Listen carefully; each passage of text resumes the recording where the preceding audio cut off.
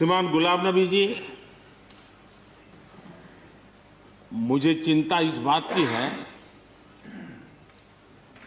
कि गुलाम नबी जी के बाद इस पद को जो संभालेंगे उनको गुलाम नबी जी से मैच करने में बहुत दिक्कत पड़ेगी।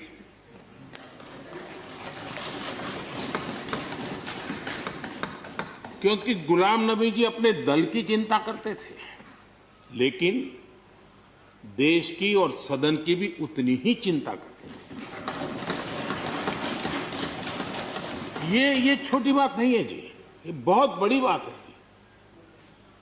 वरना अपोजिशन के लीडर के रूप में अपना दबदबा पैदा करना, ये सब मोह किसी को भी हो सकता है, लेकिन उन्होंने सदन से, मैं शरद पवार जी को भी इसी कैटेगरी में रखता हूं, वे सदन की और देश की चिंता को प्रायोरिटी देने वाले नेताओं में से रहे। गुलाम नबी जी ने बखूबी इस काम को निभाया है। मुझे याद है इस कोरोना काल में मैं एक फ्लोर लीडर्स की मीटिंग कर रहा था, तो उसी दिन गुलाम नबी जी का फोन आया। तो मोदी जी, ये तो ठीक है आप करते हैं, लेकिन आप एक काम कीजिए, सभी पार्टी लीडर्स की मीटिंग जरूर बुलाइए। मुझे अच्छा लगा कि उन्होंने पार्टी लीडर्स के साथ, सभी पार्टी अध्यक्षों के साथ बैठने का मुझे सुझाव दिया, और मैंने उस मीटिंग को किया भी। वो गुलाम नबी जी के सुझाव पर किया था, और मुझे कहने में, यानी इस प्रकार का संपर्क, और उसका मूल कारण है कि उनको दोनों तरफ का अनुभव रहा है, सत्ता दल का भी और विपक्ष का। 28 साल कार्यकाल, ये अपने आप में बहुत बड़ी बात होती है जी। बहुत साल पहले की बात है, शायद अटल जी की सरकार होगी, मुझे याद नहीं रहा। मैं यहाँ सदन में किसी काम से आया था, मैं तो तब राजनीति में नहीं था, ये इलेक्टोरल पॉलिटिक्स में नहीं था, मैं संगठन का काम करता था। तो मैं और गुलाम नबी जी ऐसे ही लॉबी में गप्पे मार रहे थे। अब जैसा पत्रकारों का स्वभाव रहता है, बराबर नजर लगाए बैठे थे कि ये दोनों का मेल कैसे हो सकता है। हम हंसी खुशी से बातें कर रहे थे, तो हम जैसे ही निकले तो पत्रकारों ने घेर लिया। गुलाम नबी जी ने बहुत बढ़िया जवाब दिया था। वो जवाब हम लोगों के लिए बहुत काम आने वाला है। उन्होंने कहा, भाई देखिए, आप लोग हमको अखबारों में या टीवी माध्यमों में या पब्लिक मीटिंग में लड़ते झगड़ के देखते हो, लेकिन सचमुच में इस छत के नीचे हम जैसे एक परिवार का वातावरण कहीं नहीं होता है। इतनी हमारी आत्महत्या होती है, इतने सुख दुख होते हैं। ये जो स्पिरिट है, वो स्पिरिट अपने आप में बहुत बड़ी बात होती है। गुलाम नबी जी का एक शौक शायद बहुत कम लोगों को पता होगा, और कभी उनके साथ बैठोगे तो बताएंगे। हम सरकारी बंगलों में रहते हैं, तो बंगले की दीवारें, अपना सोफा सेट, उसी के आसपास हमारा दिमाग रहता है। लेकिन गुलाम नबी जी ने उस बंगले में जो बगीचा बनाया है, यानी एक प्रकार से कश्मीर की घाटी की याद दिला दे, ऐसा बगीचा बनाया है। और इसका उनको गर्व भी है, वो समय देते हैं, नई नई चीजें जोड़ते हैं, और हर बार जब कंपटीशन होती है तो उनका बंगला नंबर 1 ले आता है। यानी अपने सरकारी जगह को भी कितने प्यार से संभालना, यानी बिल्कुल मन से उन्होंने इसको संभाला है। जब आप मुख्यमंत्री थे, मैं भी एक राज्य का मुख्यमंत्री के नाते काम करता था, हमारी बहुत गहरी निकटता रही उस कालखंड में। शायद ही कोई ऐसी घटना मिल सकती है कि जबकि हम दोनों के बीच में कोई संपर्क सेतु न रहा हो। एक बार गुजरात के यात्री, क्योंकि जम्मू कश्मीर में जाने वाले टूरिस्ट में गुजरात बहुत बड़ा नंबर रहता है, और टेररिस्टों ने पर हमला कर दिया। करीब 8 लोग शायद मारे गए। सबसे पहले गुलाम नबी जी का मुझे फोन आया।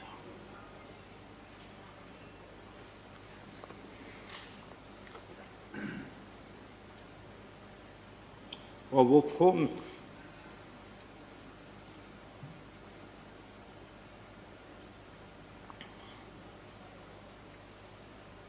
सिर्फ सूचना देने का नहीं था,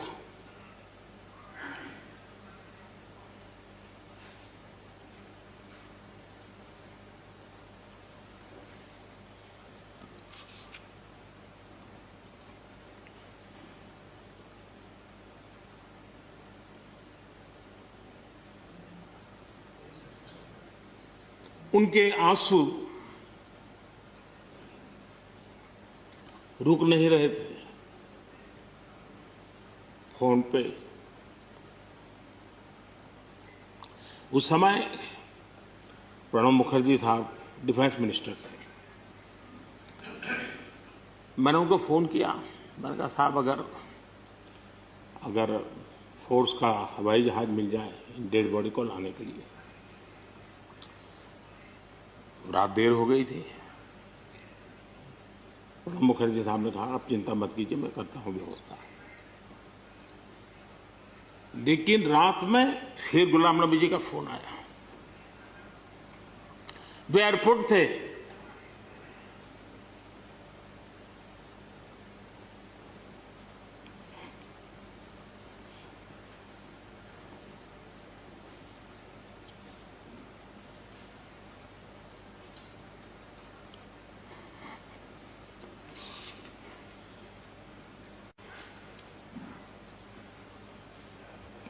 एयरपोर्ट से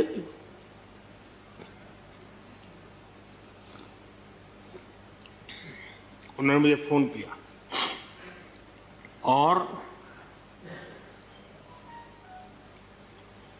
जैसे अपने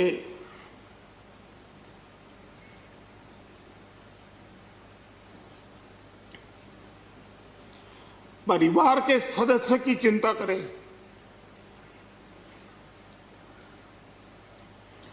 वैसी चिंता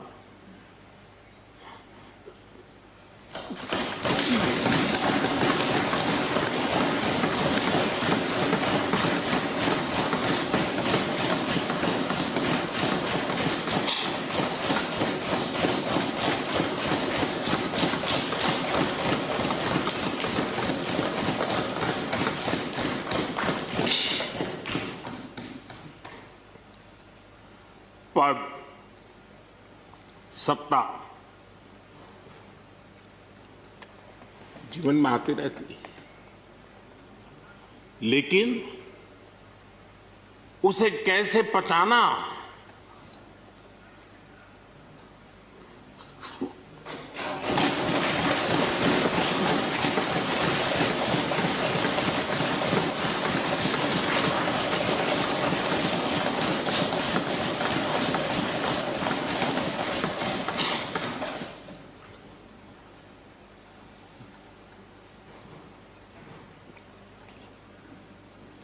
मेरे लिए बड़ा भावुक पल था।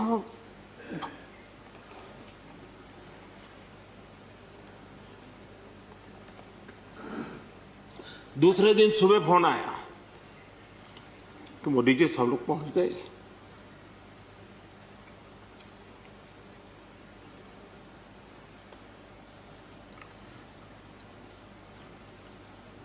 इसलिए एक मित्र के रूप में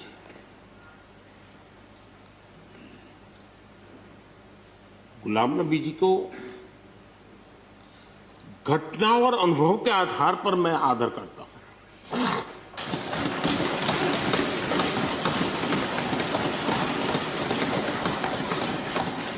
और मुझे पूरा विश्वास है कि उनकी सौम्यता, उनकी नम्रता, इस देश के लिए कुछ कर गुजरने की उनकी कामना, वो कभी उनको चैन से बैठने नहीं देगी। और मुझे विश्वास है कि जो भी दायित्व जहां भी वो संभालेंगे, वे जरूर वैल्यू एडिशन करेंगे, कंट्रीब्यूशन करेंगे और देश उनसे लाभान्वित होगा। ये सब मेरा पक्का विश्वास है। मैं फिर एक बार उनकी सेवाओं के लिए आदरपूर्वक धन्यवाद करता हूं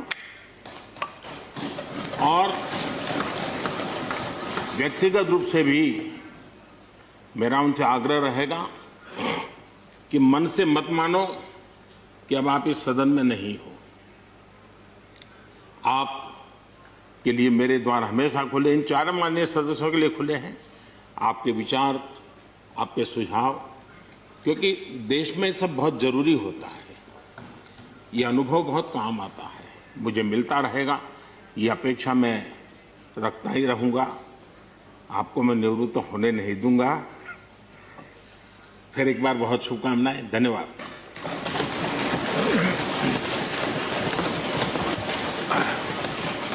धन्यवाद प्रधानमंत्री जी। श्री शरद पवार जी। नाजरीन, इस खबरनामे के ताउन करदा इजी एक्सप्रेस 99 स्टोर, टोली चौकी, पोडियम मॉल, हैदराबाद। दोस्तों, आज ही विजिट करिए easy express 99 store, podium mall, Toli Chowki, ground floor, और हमसे मिलकर जानिए बिजनेस करने का तरीका। होलसेल में आप मुझसे माल ले सकते हो और फ्रेंचाइज के बारे में जानकारी ले सकते हो, किस तरीके से खोलना है, प्रमोशंस वगैरह के बारे में। कांटेक्ट करिए इस नंबर पे। चलो चले 99 इजी एक्सप्रेस 99, चलो चले 99, चलो चले 99।